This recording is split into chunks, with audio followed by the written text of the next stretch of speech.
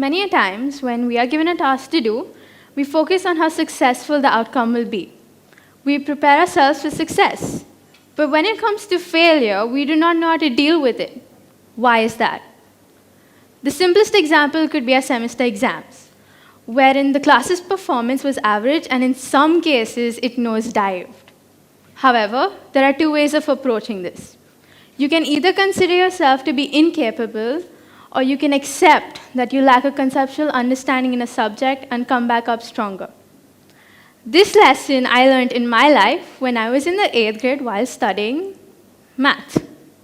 Math wasn't my best friend. We just didn't go well together. Until I realized that the only reason I had a certain animosity towards this subject was because of the teacher. She would remind me how big a challenge math had become for me. Normally, anyone would get discouraged, frustrated, cry, even throw a tantrum maybe. This all I did being an 8th grader.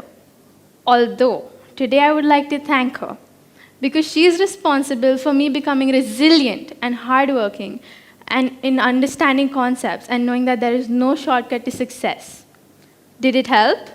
Yes, it did. My whole approach towards the subject changed. I started paying attention. I started enjoying it. More importantly is that it changed my attitude towards dealing with my flaws. This helps explain the why factor. Why is failure important? Firstly, failure helps make one a better individual by identifying their mistakes and their flaws.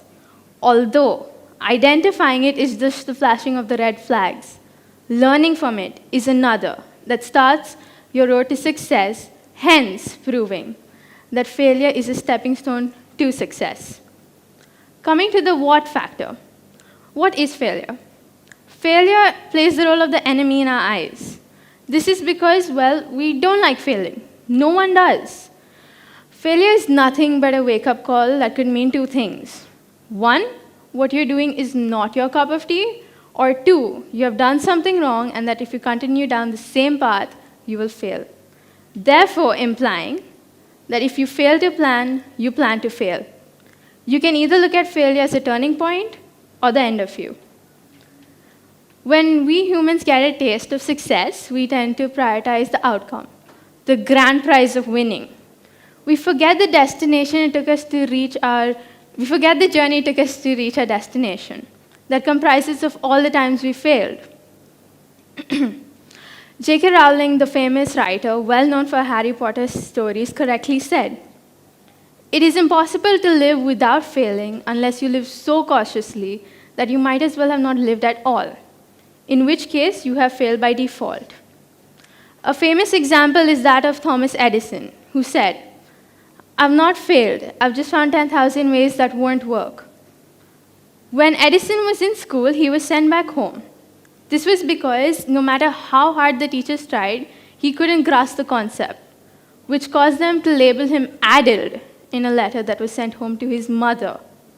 It was only later when Edison took up the challenge and took a stand for himself. The acceptance towards the 10,000 times he failed is the reason why you and I have electricity today. He is the perfect example of failing well or intelligent failure. Today, he is not only famous for his invention, but also for being able to embrace his failure. In conclusion, failure can be looked at in many ways, but what's more important is how you deal with it. Thank you.